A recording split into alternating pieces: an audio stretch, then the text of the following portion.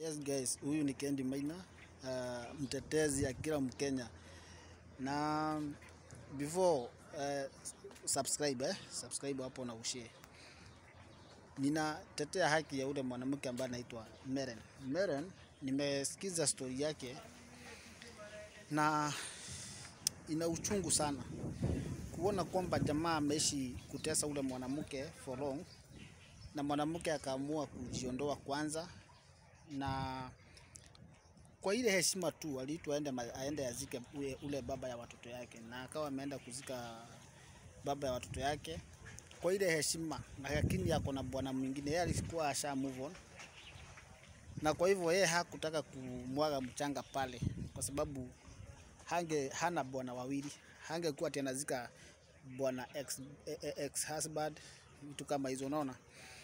Lakini ile kitendo ilifanyika, kupiga mwanamke hadharani mbele ya watu kwa matanga, in the name of kwa sababu alikuwa ametolewa mahali, so wanaona meibiwa, mnyang'anye nyumba, wamnyang'anya gari kama hiyo ilikuwa ya mzee. Na unajua vitu kama hizo za mzee huwa zinabaki na bibi na watoto, lakini kwa sababu ile familia ina tamaa ya mali, waliweza kupiga ule msichana vibaya. Just imagine atikumbueka mpaka mchanga kwa sehemu ya sehemu nyeti. Just imagine mwanamke, na mnajua vile anakuwa sensitive sehemu zake, alafu awekwe mchanga. Hiyo ni kudhulumu huyo mwanamke, and that's why mimi nasema on my side apate justice. Apate justice. Hiyo ni unyama, ni kitendo ambao hatufai kusupport hata, yani hatufai kunyamazia hata kidogo.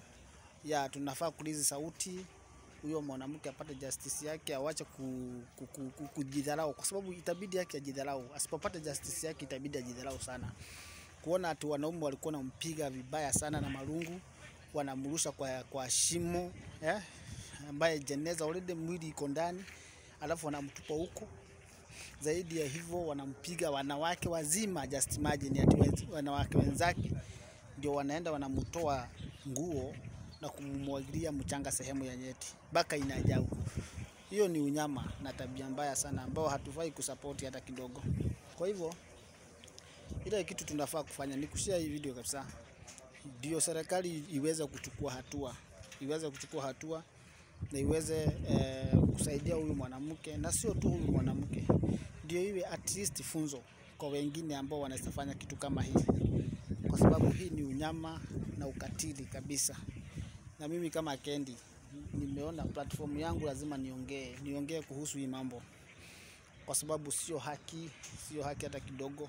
Alikuwa na right yake ya kukosa kumwaga mchanga ama kukaa kama watu wale wengine, lakini kuita mtu atileta watoto, and then akifika pale badala mumheshimu, mnampiga kwa sababu tu yeye anaona kuna vitu ambaye haikuendana kulingana na kifo ya bwana yake, na wataki waulizwe maswali. So justice to Meren, na Mungu asaidie Meren aweze kupona na aweze kuondoa ile mafikira katika yani mawazo yake, ndio awe at least a heal, na Mungu pia amsaidie na mbariki. So may God bless you guys. Share and comment also, na usisahau kusubscribe. Msikose kunisubscribe na mshare kabisa, and may God bless you.